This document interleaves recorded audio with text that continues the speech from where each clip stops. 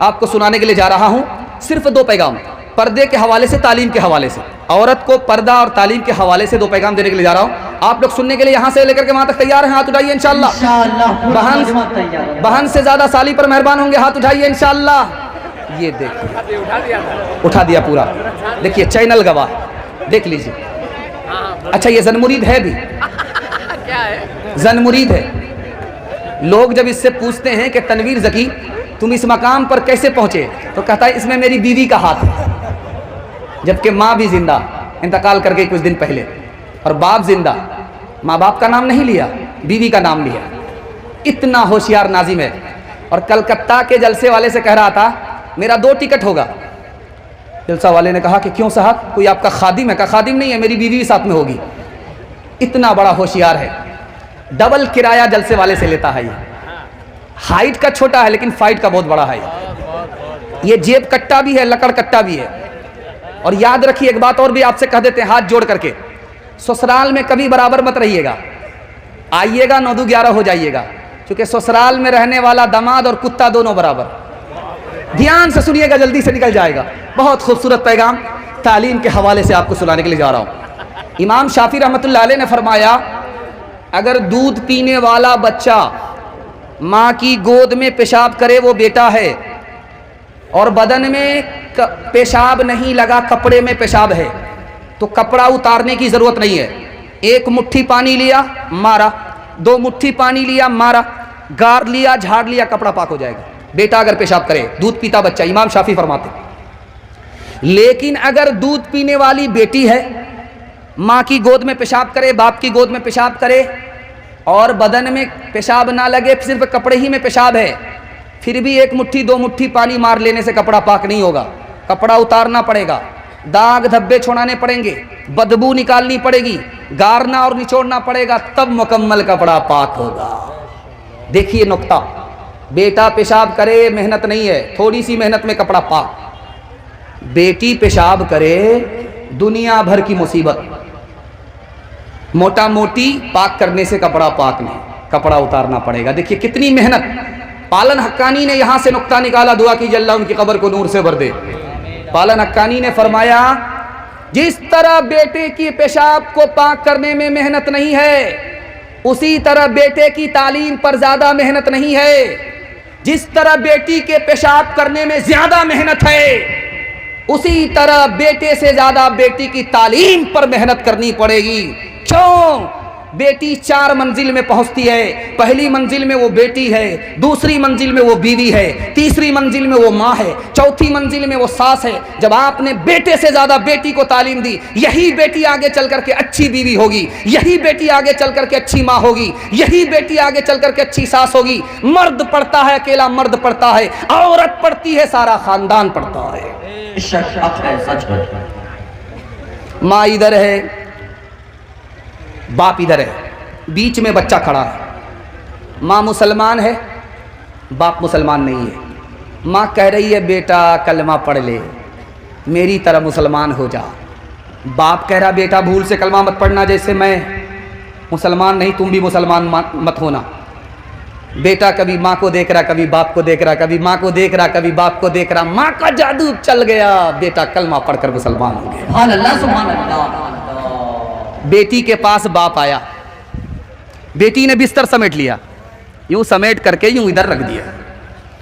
تو باپ نے کہا کہ بیٹی میں آیا تمہارے گھر پہ، تم نے مجھے بیٹھنے کے لیے بستر نہیں سمیٹا، کھولا، تم نے سمیٹ دیا۔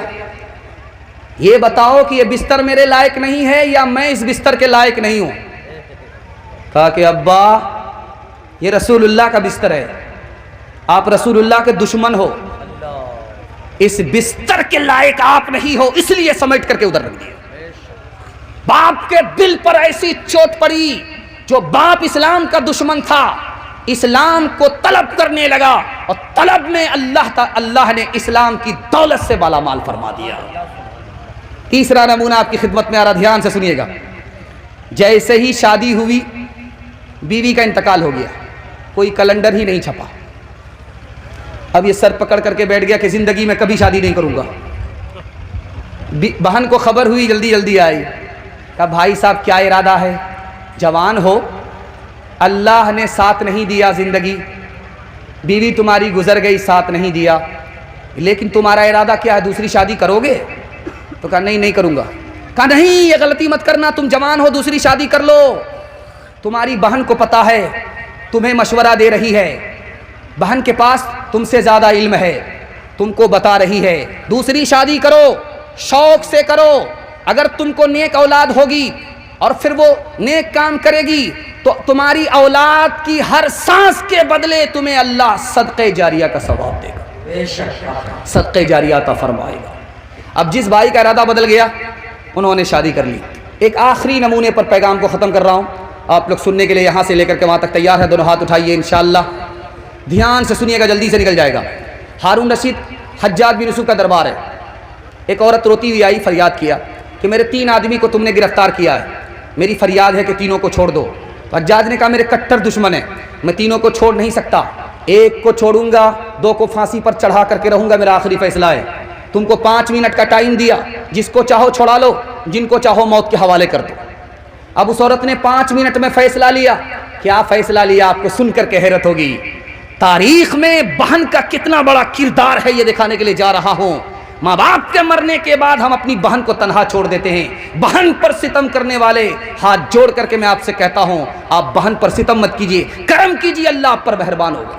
دھیان سے سنیے گا. اس بہن نے کہا اے حجاج, تم نے مجھے 5 منٹ کا ٹائم دیا ہے کہ 1 کو بچانا ہے, 2 کو موت کے حوالے کرنا ہے, میرے بھائی کو چھوڑ دو. بیٹے کو پھانسی ہو گئی, شوہر کو پھانسی ہو گئی. حجاج بن یوسف نے حیرت سے پوچھا, اے عورت, تو نے بیٹے کو نہیں بچایا, بھائی کو بچایا, اس کا کیا راز ہے؟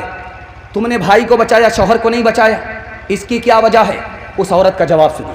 اس نے کہا میں جوان ہوں, میری شادی ہو جائے گی, مجھ کو شوہر مل جائے گا, خدا مہربان ہوا مجھ کو بیٹا مل جائے گا, لیکن ماں باپ مر چکے ہیں, بھائی نہیں آئے گا. 2 مثال پر پیغام ختم کر رہا ہوں. اسکول ہے, اس میں بحالی چل رہی ہے, زنانہ اسکول ہے, لیڈیز کی بحالی چل رہی ہے. 7 لڑکی امتحان دینے کے لیے آئی. پہلا سوال پوچھا گیا کہ اسلام کے 5 رکن کیا ہیں, کسی نے جواب نہیں دیا. دوسرا سوال پوچھا, یہ بتاؤ مسلمانوں کے 5 ملک کون کون سے ہیں, کسی نے جواب نہیں دیا. تیسرا سوال آیا, بسم اللہ الرحمن الرحیم کا ترجمہ بتاؤ, کسی نے جواب نہیں دیا. چوتھا سوال آیا, تم یہ بتاؤ کہ تسبیح میں 100 دانے کیوں ہوتے ہیں, اس کا بھی کسی نے جواب نہیں دیا. اور آخری سوال جس کا سب نے تسلی بخش جواب دیا, وہ کیا سوال تھا؟ فلمی 3 ہیرو کے نام بتاؤ, سب نے تسلی بخش جواب دیا. بادشاہ کی 4 بیوی تھی. بادشاہ کو معلوم کرنا تھا کہ پڑھی لکھی کون ہے, جاہل کون ہے. تو بادشاہ بیوی کے پاس آ کر کے کہتا ہے صبح ہو رہی ہے؟ کہا کہ ہاں ہو رہی. کہا کیسے پتہ چلا؟ کہا منہ میں پان تھا, مزہ بدل گیا. بادشاہ بڑا خوش ہوا, پڑھی لکھی ہے. دوسری بیوی سے پوچھا کہ صبح ہو رہی؟ کہا ہاں ہو رہی. کہا کیسے پتہ چلا؟ کہا لالٹین کی روشنی دھیمی پڑ گئی. بڑا خوش ہوا کہ پڑھی لکھی ہے. تیسری بیوی سے پوچھا کہ صبح ہو رہی؟ کہا ہاں ہو رہی ہے. کہا کیسے پتہ چلا؟ ناک میں جو نت تھی وہ ٹھنڈی پڑ گئی. بادشاہ بڑا خوش ہوا. اب آیا 1 نمبر کی جاہل کے پاس, پڑھی لکھی نہیں. اس کے پاس آ کر کے پوچھتا ہے کہ صبح ہو رہی؟ کہا کیوں نہیں ہو رہی ہے؟ کہا کیسے پتہ چلا؟ کہ کیسے پتہ نہیں چلے گا, جیسے پتہ چلتا ہے پیشاب آ رہا ہے, پخانہ آ رہا ہے, اس سے برابر پتہ چل رہا ہے. تعلیم عورتوں کو بھی دینی ضرور ہے, دینی ضرور ہے. لڑکی جو بے پڑھی ہو تو وہ بے شعور ہے, بے شعور ہے. اس نے معاشرت میں سراسر فطور ہے, اور اس میں والدین کا بے شک قصور ہے, بے شک قصور ہے. نکل گیا تعلیم کے حوالے سے پیغام. پردے کے حوالے سے آ رہا, سننے کے لیے تیار ہے؟ دونوں ہاتھ اٹھائیے انشاءاللہ. مرد پائجامے سے, عورت پردے سے باہر ہو گیا, ہاتھ اٹھائیے انشاءاللہ. ایک آدمی سیدھا کھڑا ہوا ہے اور ایسے ہاتھ اٹھائے. اللہ کا شکر ہے وہ لنگی میں ہے, پائجامے میں نہیں. آخری پیغام بہت تیزی کے ساتھ نکل جائے گا. عورت جب چلتی ہے ننگے پیر, سڑک سے گزرتی ہے, اس کے پیر کا نشان اس سڑک کے اوپر آ گیا. پیچھے سے ایک مرد آ رہا تھا, جہاں اس کے پیر کا نشان پڑا اسی پر اس نے اپنا پیر رکھ دیا. शैतान इस औरत की मोहब्बत और कशिश उस मर्द के दिल में दाखिल कर देता है। हजरत अबू बकर बैठे हुए थे और उनकी बेटी हजरत आयशा बैठी हुई हैं रजी अल्लाह अन्हुमा एक जगह। अल्लाह के रसूल ने देखा, कहा अबू बकर तुम जवान हो, तुम्हारी बेटी जवान है, तीसरे आदमी को साथ में ले लिया करो, शैतान दूर नहीं है। हजरत उमर के यहां बेटी आई, हजरत उमर घर से बाहर, लोगों ने पूछा कि बेटी अंदर, बाप घर से बाहर,